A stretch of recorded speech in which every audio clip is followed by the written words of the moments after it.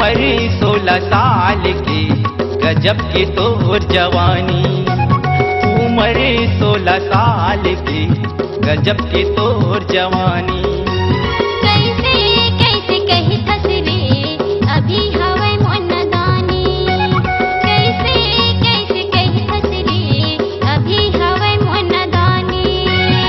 लिखली तोरे कन्हा डोलत है, लिखली तोरे कन्हा डोलत है, छाए है तोरे जवानी। कैसे कैसे कही थसरे अभी हवे मन दानी। कैसे कैसे कही थसरे अभी हवे मन दानी।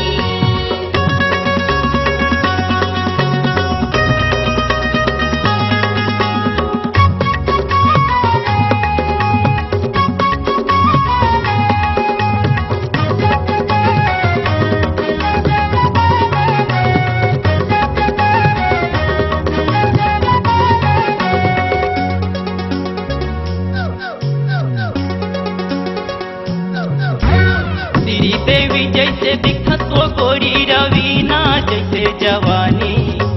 श्री देवी जैसे दिखत वो गोरी रवीना जैसे जवानी। रंगे बिरंगे के फैशन बनाए आंखें है अंगूरी पानी। रंगे बिरंगे के फैशन बनाए आंखें है अंगूरी पानी। कैसे कैसे कही थसरे अभी हवे मन दानी। कैसे कैसे कही थसरे अभी हवे मन दानी।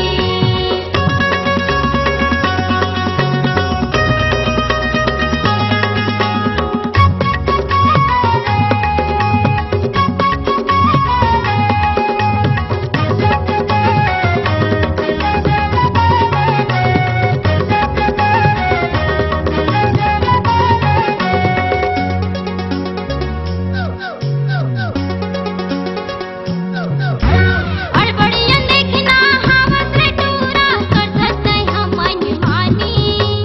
अड़बड़ियन देखना हावस रे टूरा करथत हम मनमानी। राधा झनी तेरा मेरे टूरा अभी हवे मन दानी। राधा झनी तेरा मेरे टूरा अभी हवे मन दानी। उम्र 16 साल की गजब की तोर जवानी। उम्र 16 साल की गजब की तोर जवानी।